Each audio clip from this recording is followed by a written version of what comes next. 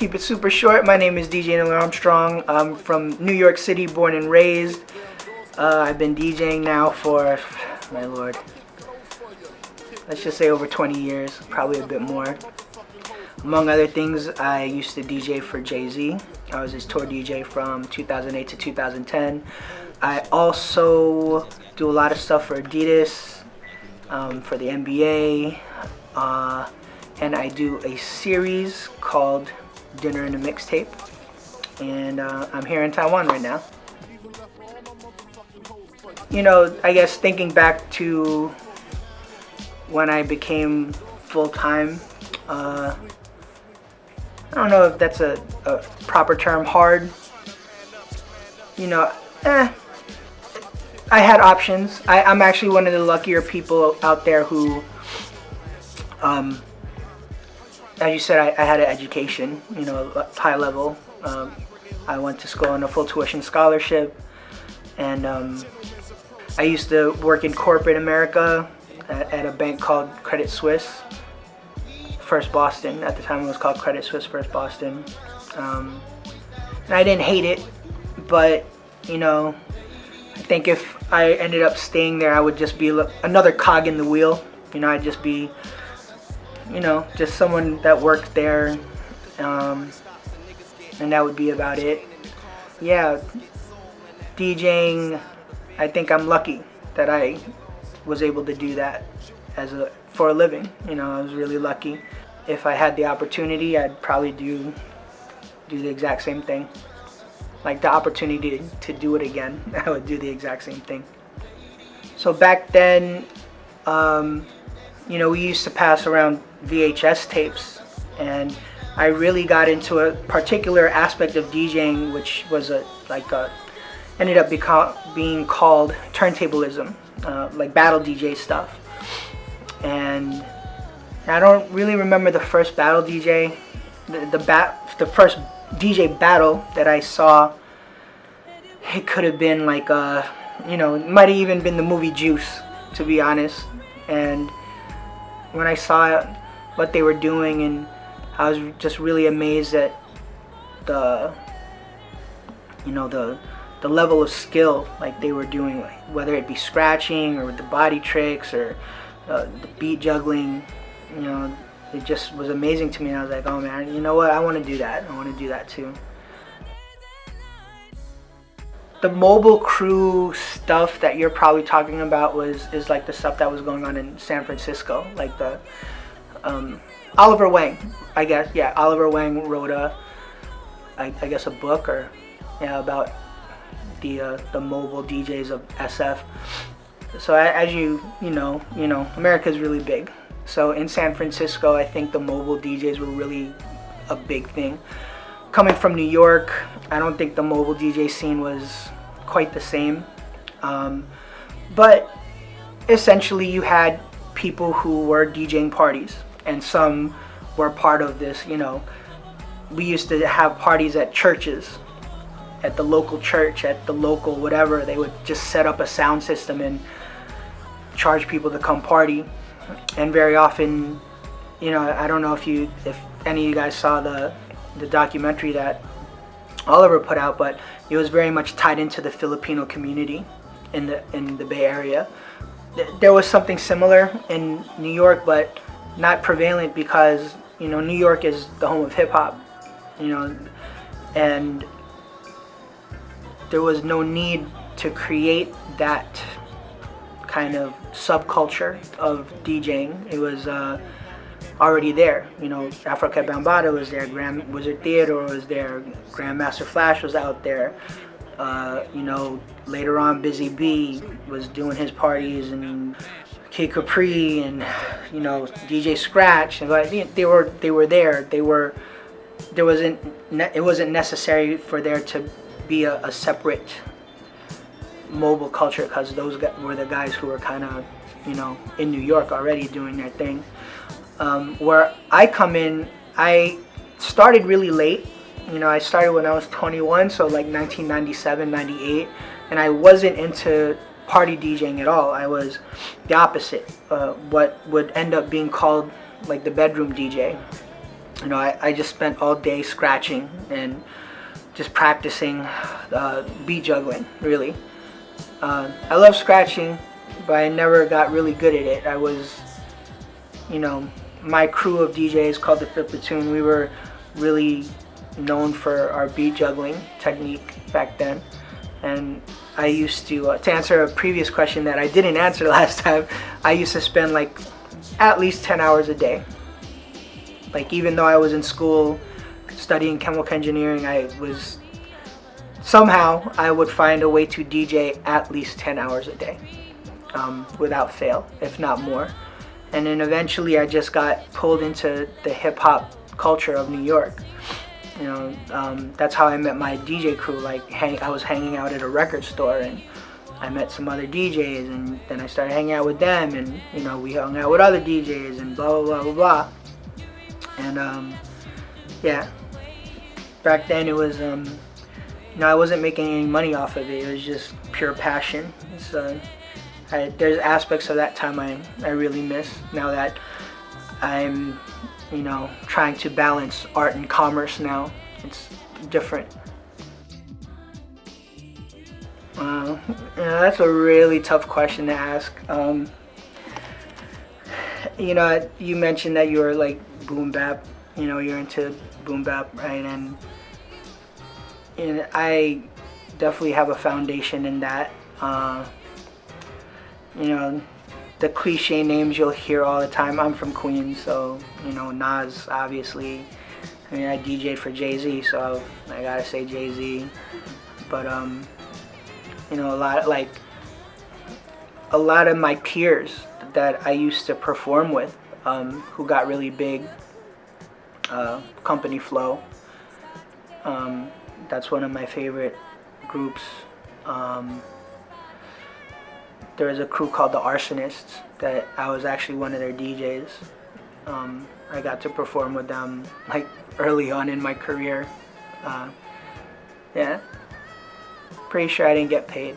But a lot of that quote unquote underground hip hop stuff, Fat Beats era hip hop, I was part of that. So I shared the stage with the Indelible MCs and Company Flow, and I remember one time we were DJing and like Bismarcky jumped on the stage with us, and Supernatural would be around, and yeah, so if I had to pick one favorite, it'd be really difficult for me, but I named a couple. The story that I know for sure is that he was looking to kind of switch up his normal show, I guess, and wanted to incorporate more of a turntablist band type DJ, kind of following in the footsteps of what Kanye was doing. So Kanye, of course, his DJ was A-Track. And A-Track is part of the whole turntablist culture. And Kanye started to incorporate a band with A-Track, and they would play together. And if you kind of watch very often, like when Kanye does something, he kind of sets the precedent, and then Jay is like, wow, that's a great idea, I want to try that, and he'll do that. At the time, I think DJs were becoming more like brands. The whole influencer thing had started, and I was one of the earlier DJs from my circle, like the turntablists, blah blah blah, boom bap liking guys. Yeah, at the time I was one of the first bloggers, or the early bloggers for Hypebeast when they had blogs. My manager was very smart, and he would hook me up with bigger brands. So obviously one is Adidas. A bunch of other ones throughout time, like I've had the opportunity to work with G-Shock, blah blah blah, you know, t-shirt companies, Undefeated, you know, Fruition out in Las Vegas. Yeah, I was all up in that. And my mixtapes had started to gain a lot of traction, so I remember hearing people telling me that they heard my mixtapes at like the MTV office because they put them on the servers, like things like that. And a lot of my fans and friends, they were working at like Vibe magazine, for example, and MTV, and they would play my mixtapes, and my mixtapes would get into the right people's hands. So one of these people who really liked my mixtapes, I remember her coming to see me DJ very often, was a woman named Vashti Kola. Fast forward years later, like Vashti is I think she might be not the only woman anymore, but she was like the first woman to have her own Jordan. She directed videos for Kanye and a couple of other people, I believe, and she ended up working for Jay at Def Jam when Jay was president of Def Jam. Long story short, I guess Jay asked Vashti, like, yo, I need someone to come on tour with me. Who should I get? And she was like, oh, you need to get Neil. And that was pretty much that. Life was never the same after that. Well, in particular with the DJ culture and I don't know if it's all Asians. It's a lot of Filipinos. A lot of Filipino Americans gravitate toward b-boying and DJing as their creative outlet. I mean, the Jabberwockies, a lot of them are Filipino. Some of the best turntablist DJs in the world happen to be Filipino, Filipino American. Shortcut, all the Invisible Scratch Pickles, a bunch of the Beat Junkies. My crew is all Filipino, or mostly Filipino. There's I Emerge, I guess he's white, and a Korean kid in my crew, Doughboy. But I don't know, like, I think, like I said, just Filipinos, there's a strong connection to music. Every Filipino kid that I know in America has a piano. You know, we grow up learning some type of instrument, and you know, I think hip hop just has that, you know, that edge factor that attracts like a teenage kid. Like, oh, what are they doing? That looks crazy. You know, it's slightly dangerous, you know, but it you know, feels familiar because, you know, we love music so much. Opportunity wise though, I think what ends up happening, especially with DJing early on, DJing was a meritocracy. So meaning that the only value you had was how good you are. So, and you can measure how good you were, like by winning a DJ battle, by putting out a mixtape, by doing X, Y, and Z. Like, you can claim like a skill set, you can claim a level of ability, and you were rewarded accordingly. Unfortunately now with rappers, with DJs, you know, there's this other thing now, your marketability. So are you marketable? Are you an influencer? Do you have 20,000 Instagram followers? Well, you might be the greatest DJ in the world, but you only have 5,000 Instagram followers, so sorry, we're not gonna hire you. We're gonna get, you know, the person who, I don't know, doesn't really DJ and I don't know, it's just crazy, might throw a cake at someone's face or yeah. And I'm not dissing Steve, because Steve himself, I think, says, you know, I'm an entertainer. That's the first thing he'll say. And you know, so not dissing him at all. Like, I can't do what he does, plain and simple. I'm boring. Like, but you know, I think I'm built for certain things. You know, if you needed a DJ to play an eclectic set for a wedding or something intimate, yeah, I think I would do a better job than certain DJs who are, just busy dancing. Like, time and place. There's a time and place for everything.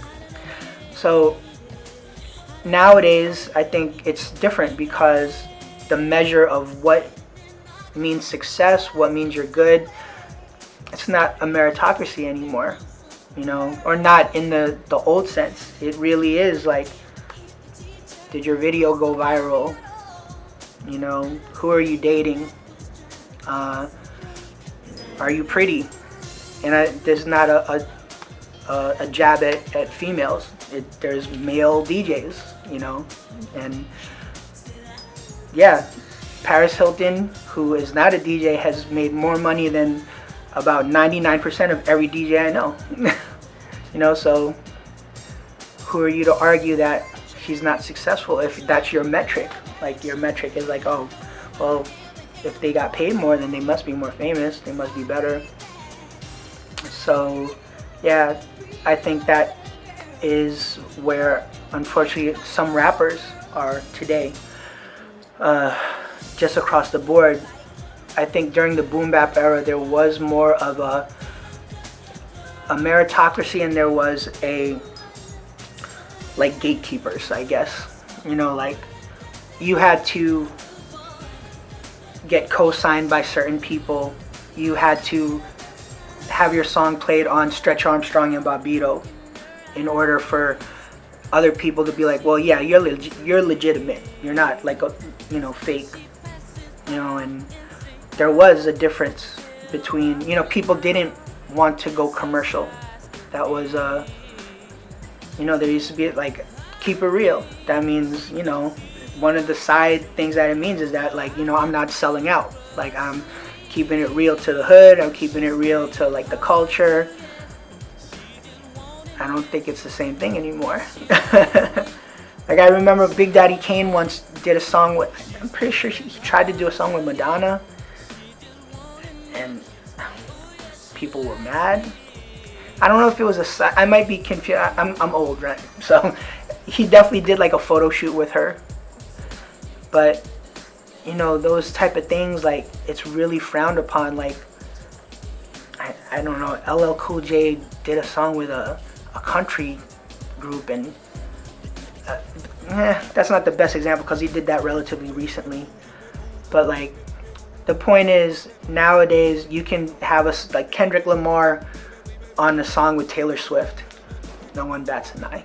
That's normal. Now, that would have been unheard of. Someone would have gotten like, nah, I'm not messing with you no more. I don't believe you did a song with this person back, in the 90s. And so we're kind of in a different place. Shout out to the bad rap, right? That's what it's called, man.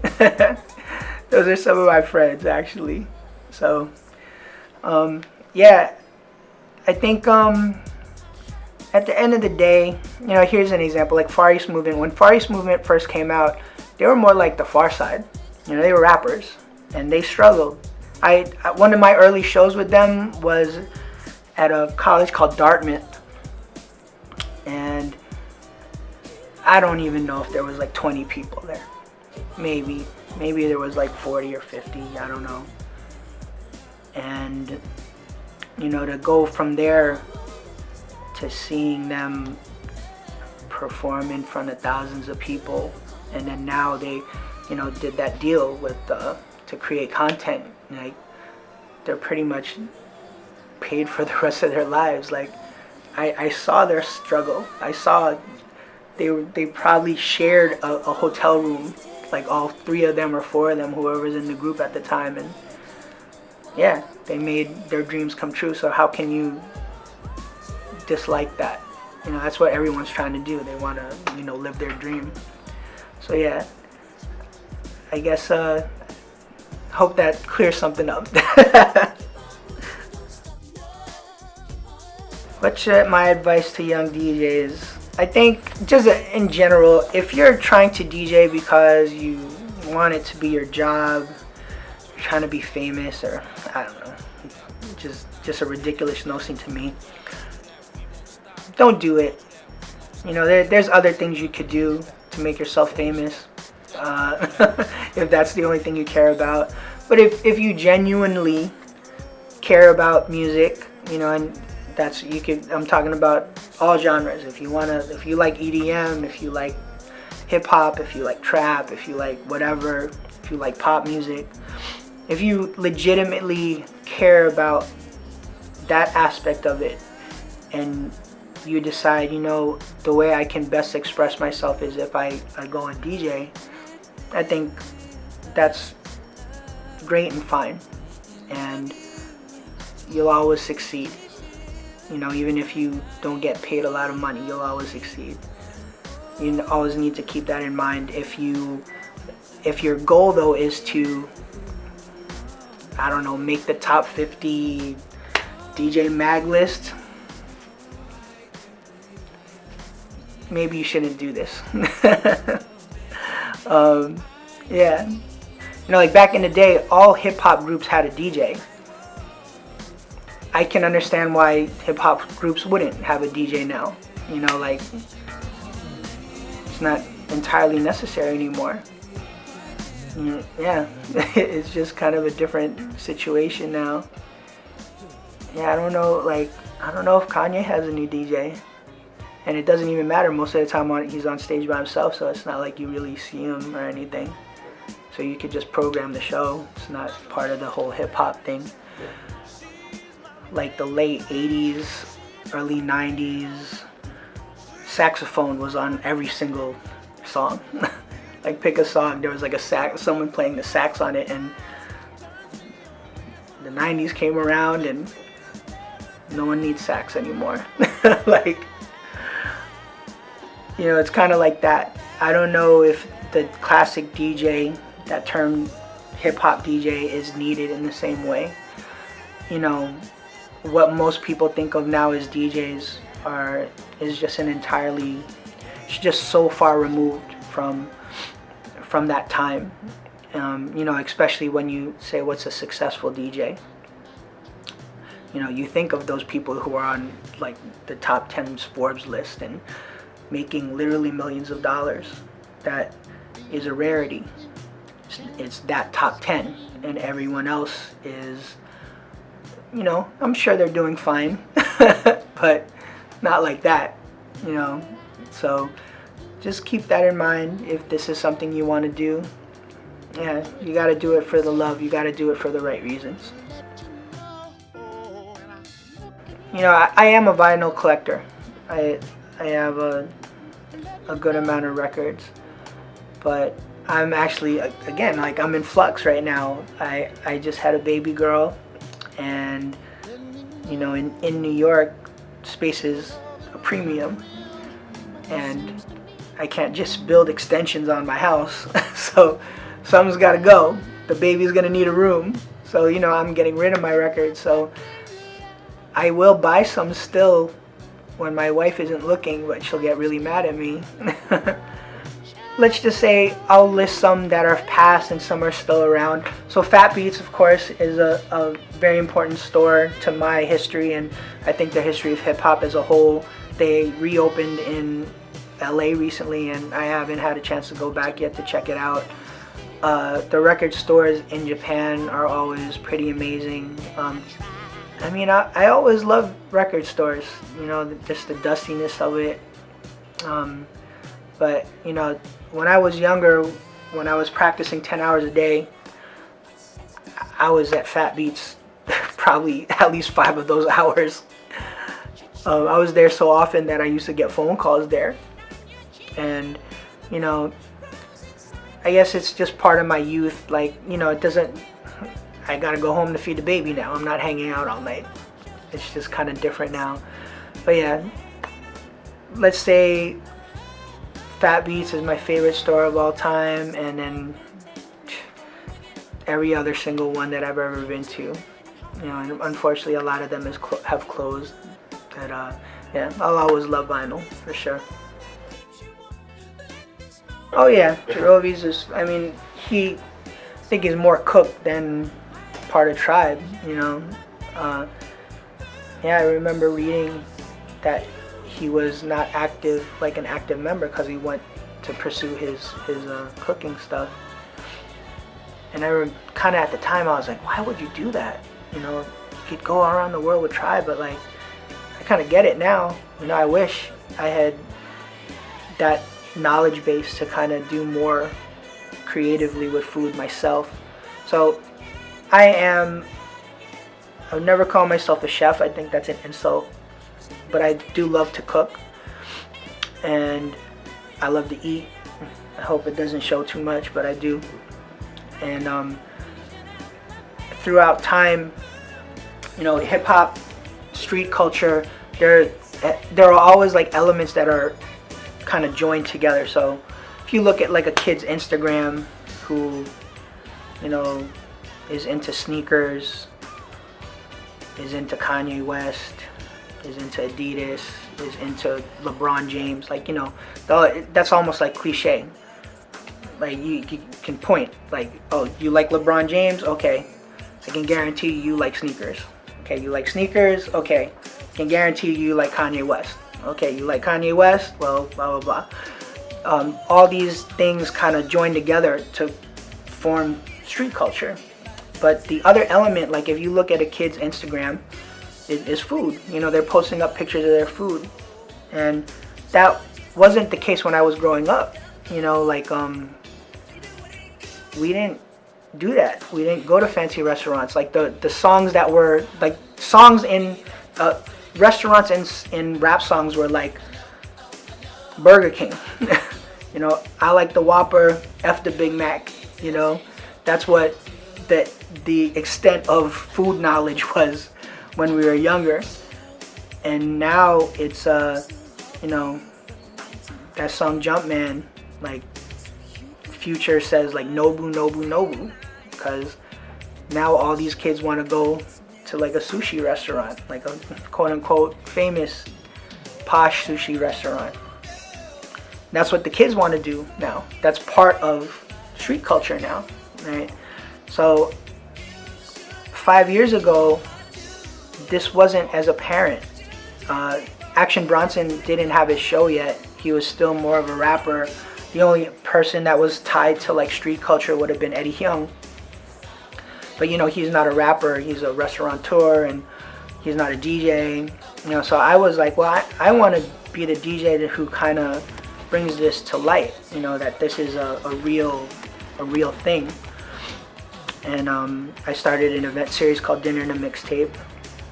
And part of it was because as I got older, I was maturing. All my friends who have kids, like, they're not going to parties on a Wednesday night anymore. They don't go out on a Thursday night because they got to go to work. They got to bring their kids to school. They're tired. Like, well, where can I bring my music that this newer generation of like parents and, you know, 30-year-olds, 25-year-olds who are responsible, like, where can I play my music for them? Dinner is the perfect place to play what I like. Brunch, perfect place. You know, you're not trying to jump on a couch and spray champagne everywhere, but you can still, you know, rock out to like a song that you haven't heard in a long time, or, you know, that sets a certain vibe. And, you know, that's why I started the series called Dinner and a Mixtape. And I've been doing this now for 5 years. Actually, after this, I'm recording a mixtape for an event that's happening in 2 days in Toronto, and I have one coming up in Hawaii. You know, it's been a really cool thing to see how chefs and DJs kind of run parallel to each other. Often, you know, liking and loving the same stuff, musically and food-wise. So yeah, that's the main thing I've been doing. I still love making mixtapes. It's unfortunate though, we're kind of in a place where, you know, just like the sax, right? I don't know if people listen to mixtapes anymore, or I think there are people who still do, but I think people's listening habits have changed. You know, people listen to Spotify, so they listen to a song. They don't listen to a whole album.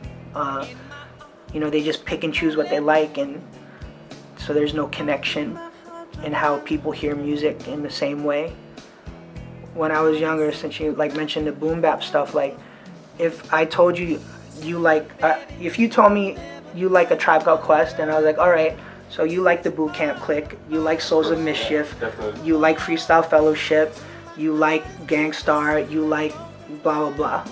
I know what you listen to, but just cause you listen to Action Bronson does not mean you do or do not listen to Danny Brown. It doesn't mean you do or do not listen to Post Malone. It doesn't mean you do or do not listen to Kendrick. Well, everyone listens to Kendrick, right? But, you know, like, there's no connection anymore. Like, even Kendrick, okay, people listen to Kendrick because he did a song with Taylor Swift. These people also listen to Taylor Swift. So these lines have been blurred, which is not necessarily a bad thing, but it makes things difficult, you know, when you're trying to like create a mosaic of music, when people don't look at that anymore. You know, they just don't see it that way anymore. They see them as individual pieces and only as individual pieces. And I think that's actually even affected how parties are. You know, a DJ doesn't have to be good anymore. The point of a DJ before was like having really smooth transitions and controlling the energy of the room. So it's almost like a wave, you know. You don't, when people just come into the club, you don't beat them with the wave. You let them surf for a little while. But you have the DJs who, like, the second you come in, they're playing, like, you know, fist pumping stuff, and you're like, oh, what's going on? Like, I'm not ready for this. This is just too much right now. And then people don't care about the transition. They just want to hear their song. That's it. They don't care. Like, you can go from Despacito to Taylor Swift. They don't care if you did, and if you happen to do it smoothly, great. But if you don't, they don't care. So all that to say is that, you know, the job of the DJ has kind of changed in this era, and I'm really interested to see what happens going forward. I think there, as always, I think hip-hop music always has like these subcultures, and sometimes those subcultures bubble up. So like Tropical House kind of bubbled up, but that was around before, you know. The trap stuff, you know, I think they're like, there's really cool, like the Selection guys, I think they do really interesting stuff. And they have mass audience, you know, they could do a party, an event, and thousands of people will be there. So, you know, with the right tools, you can get the right people in the same room that will appreciate music the same way. But, you know, your average Friday night at any club here in Taiwan or LA, someone's gonna ask for Despacito. That's not my favorite thing in the world, you know. So yeah, I'm cautiously optimistic about what it means to be a DJ in the future. What's going on? This is DJ Neil Armstrong. Westside Love, baby. Peace.